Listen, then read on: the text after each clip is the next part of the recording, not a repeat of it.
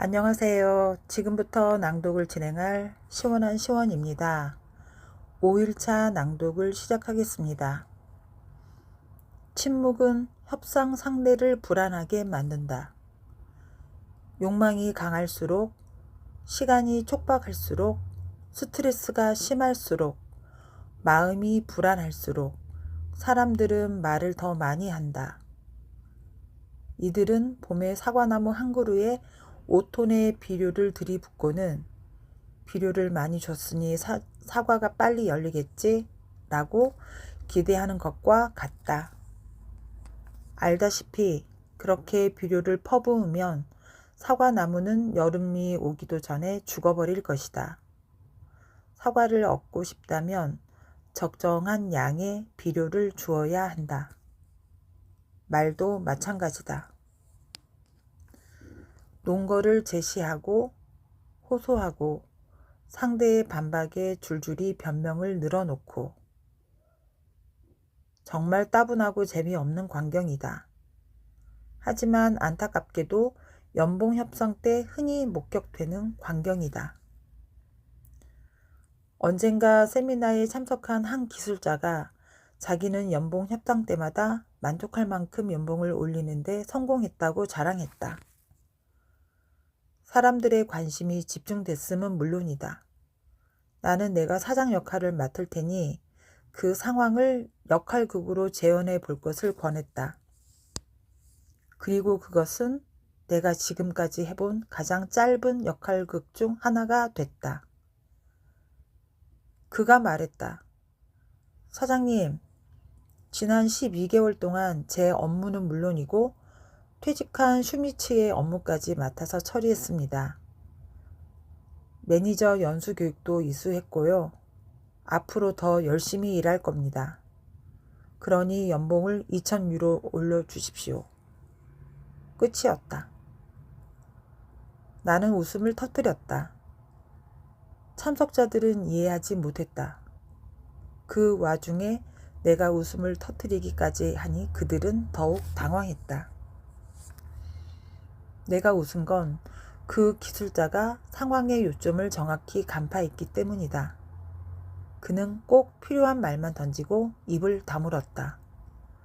더 이상 말을 할 필요가 없기 때문이다. 사장이 무슨 말을 하건 가만히 앉아 가끔씩 고개를 끄덕이고 짧게 대답하며 관심을 보인다. 결국 사장은 매번 연봉을 올려주었다. 이 역할극을 지켜본 참석자들은 각기 나름대로 해석을 했다. 저분이 그 회사에 꼭 필요한 인재겠죠. 사장님 마음이 약한가 보네요. 운이 좋았네요. 이런 다양한 해설이 쏟아졌다.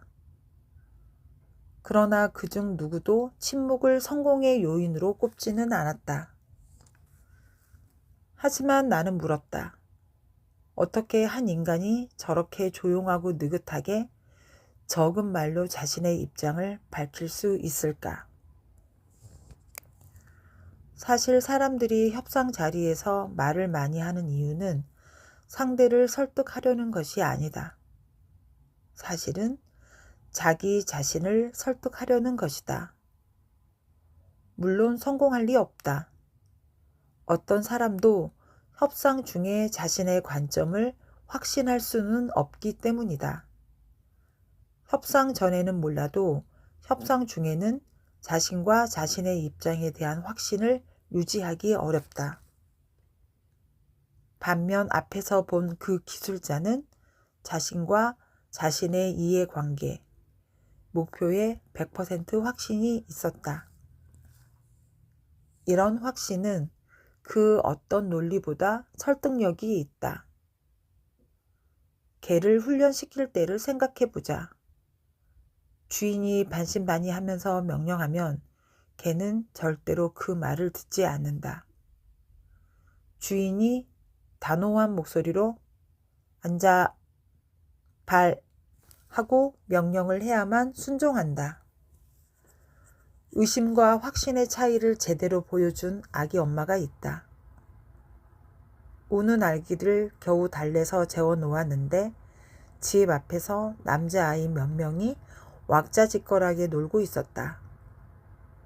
아이들을 좀 조용히 시키라고 남편을 보냈더니 특명을 받고 나간 남편은 아이들과 토론판을 벌이고 있었다.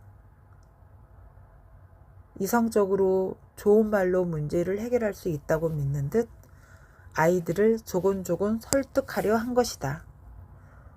물론 아이들은 비실비실 웃으며 오히려 남편을 가지고 놀았다.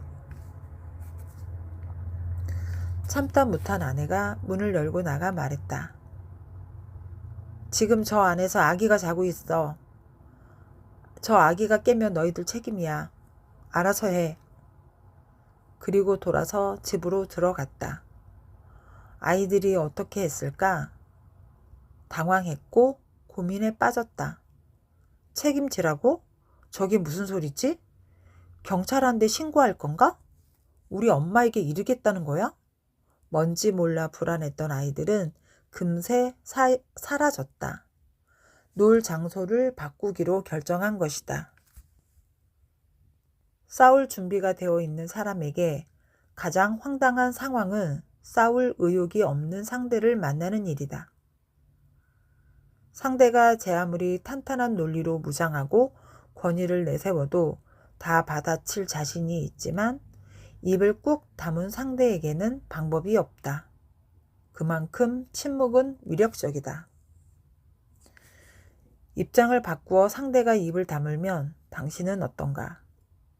대부분의 아마추어들은 신경이 곤두선다.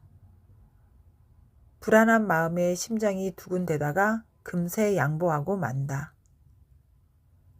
이런 식으로 상대의 침묵 작전에 걸려드는 게 싫다면 혼자 불안에 떨지 말고 직접적으로 물어라. 제 제안이 어떻습니까? 의견을 말씀해 주시지요.